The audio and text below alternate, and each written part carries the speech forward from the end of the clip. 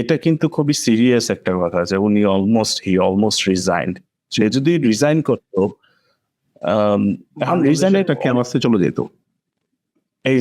মানে বাংলাদেশ এইটা একটা যে একটা ইউনিফাইং ক্যারেক্টার, যেটা আমরা সবাই যার প্রতি একটা বিশ্বাস থাকবে, আত্মবিশ্বাস থাকবে, বা যাকে আমরা সবাই বিশ্বাস করতে পারি, এই ধরনের ব্যক্তি এই মুহূর্তে বাংলাদেশে কয়জন আছে আমি জানি না।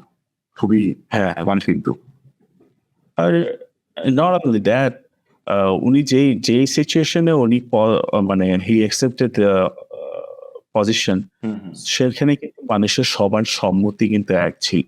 এইটাই আমার যেমন পয়েন্ট, বাট এখন যখন বলে অনির্বাচিত সরকার, এটা আমার কাছে ঠিক মনে হয়। নির্বাচন কি শুধু আমরা ওই ব্যালট বাক্সে গিয়ে দিলাম, যেটা নকল করে আমরা 5 বার করলাম, সেটাই কি নির্বাচন? তা না তো। আমি তো দেখি যে এই রাস্তায় যে কোটি কোটি মানুষ রাস্তায় নেমে আসলো, এবং 5 তারিখে যখন কথা অলরেডি বের হয়ে গেলো ডক্টর ইউনূস ক্ষমতা নিচ্ছে, তখন কিন্তু মানুষ যদি তাকে পছন্দ না করতো, মানুষজন কিন্তু সবাই মিলে সেদিন বলতো যে আমরা চাই না ডক্টর ইউনূসকে।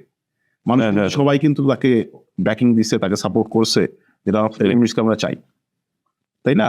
তো এইটাই তো তোমার অ্যাপ্রুভাল, এইটাই তো তোমার যারা বলে যে জনগণের ভোটে নির্বাচিত হয় নাই, মানুষের রাস্তায় এসে ওনার সাথে একমত পোষণ করছে তো, যে ওনার নামে আমার আপত্তি নাই।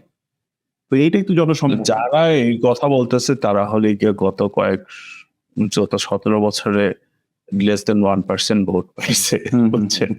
তারা হলে করতে পারে না।